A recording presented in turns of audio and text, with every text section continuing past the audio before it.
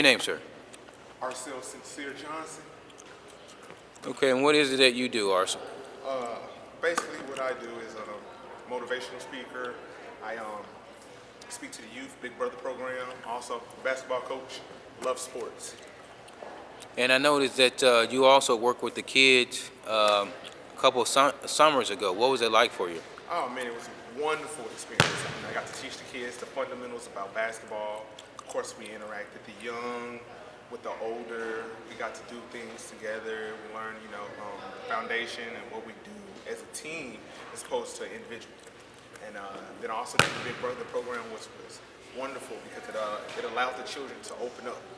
And they got to tell me things that, they probably wouldn't primarily tell their peers or their mother or their brother or uncle. They got to tell me about girls and school and relationships and what's going on in their life. And daddy's not being there and mothers, them feeling smothered and things like that. So it was a wonderful experience. So when you think about our kids today, what are some of the thoughts that goes through your mind? I mean, just the honest truth is, it's oblivious. Our children have no direction, not too much as far as them. It's because we as a people, we've lost our sight in what the true meaning and definition of life is.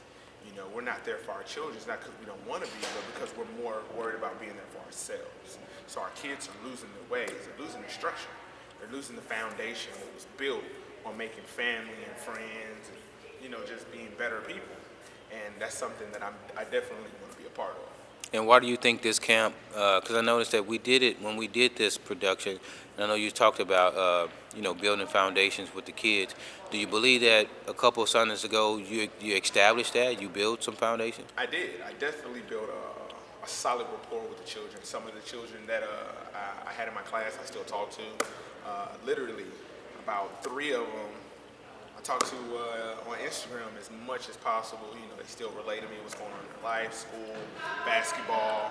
So, it was a great rapport that I built with them, and I was proud of that because it gave them another leeway of somebody to talk to when they felt they had nobody to talk to, which is something that, we as a people need to do in general. We need to be able to talk to our children. And when you don't have anybody to talk to, I love the fact that children or the youth or even men, women, they feel that they can come to me and ask me for advice, or they can ask me, what's going on in their life. They can just open their heart and know that I'll open mine as well and receive their information.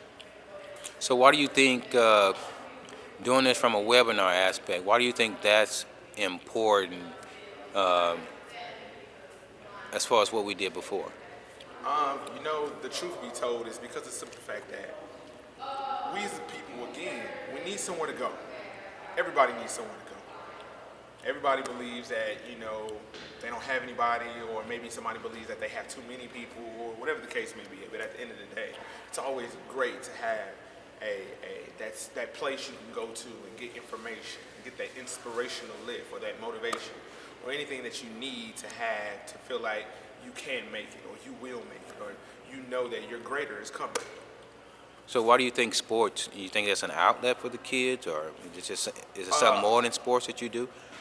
And then a great thing about the situation is sports is a wonderful and meaningful and a powerful tool in our youth. Children love sports, whether it's baseball, of course, basketball, football, track, golf, it doesn't matter. Sports create a likeness of teamwork. It gives them a sense of perhaps basketball. It gives the young men or young women a sense of bonding. It gives them a sense of togetherness. He's my brother, I'm his. If I need the shot, he can pass it. It just gives them a well-rounded way of seeing what it's like to be a part of a family. So sports are great revenue for children, from, youth all the way up. It just gives them that sense of being a part of something. And we all need that. We all want to be a part of something.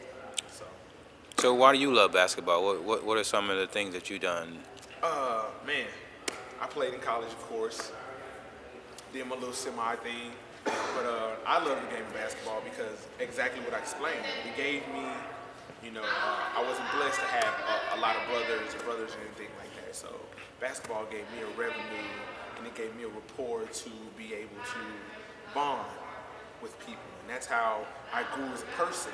and understanding what it means to be good people and to talk to people and to open up to people because of the simple fact that that's what sports did for me. Sports gave me that outway of being close to other people I had no idea who they were. But I learned so much, not from just them, but from the game. Just, the game teaches us a lot of things that you can relate to in your life about respect, honor, chain of command, listening.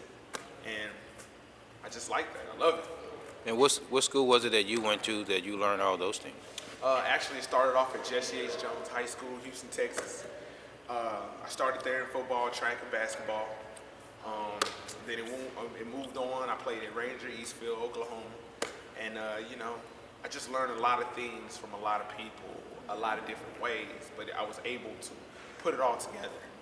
And when I put it all together and saw the bigger piece, it just showed me what it really taught me, which is togetherness, which is what we all need. We all need unity.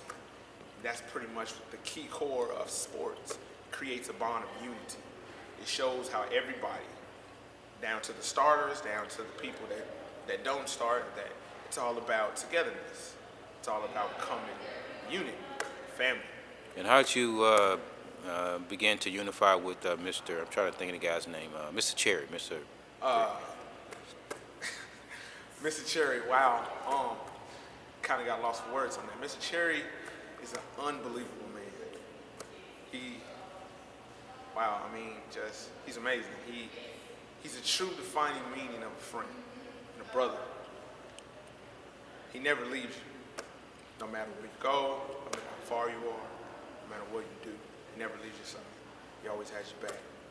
He always puts forth the effort to make sure that even if you don't have, you can have. And if you can't have, you shall believe. If you can't believe, you always just know that, you know what I'm saying? He has the information, or he has the solution, or he has whatever it is that you're lacking. He'll give it 100% back. He'll make sure that no matter what goes on, you'll keep your head high. When I say true defining meaning of a brother, I wish I had one just like that. Great man, great man. And how long have you known Mr. Cherry? I've probably known Mr. Cherry now for about 3-4 years ish.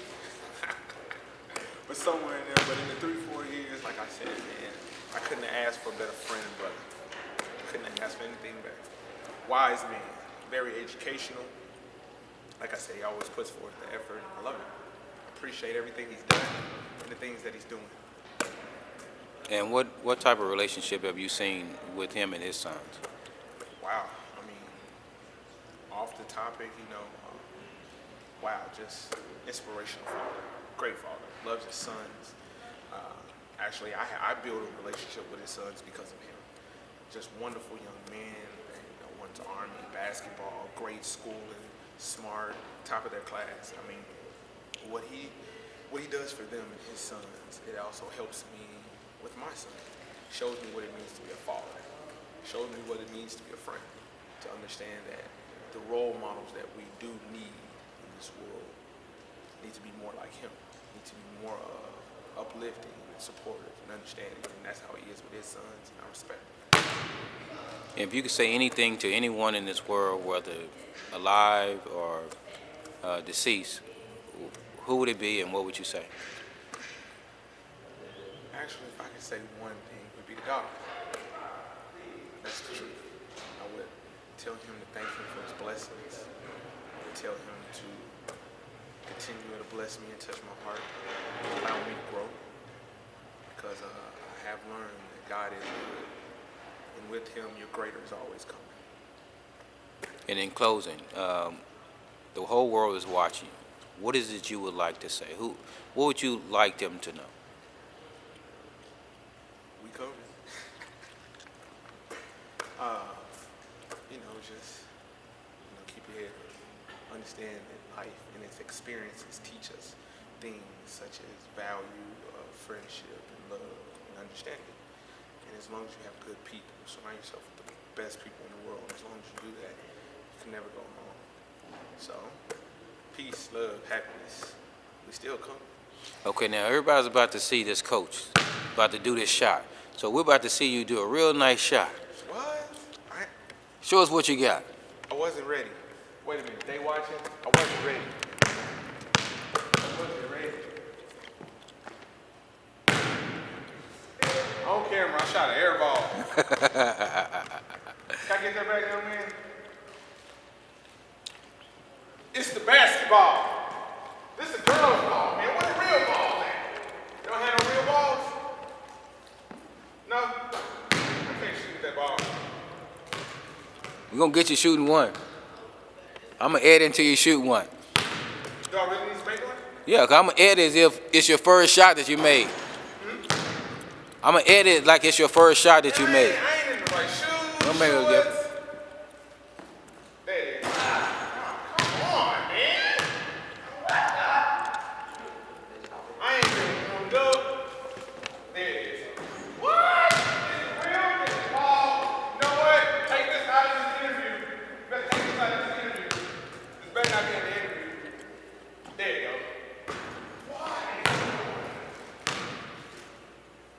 Let me step back a little. Almost. I can't even shot. We're not Arcel. There you go. You ought to make one of them. This is not.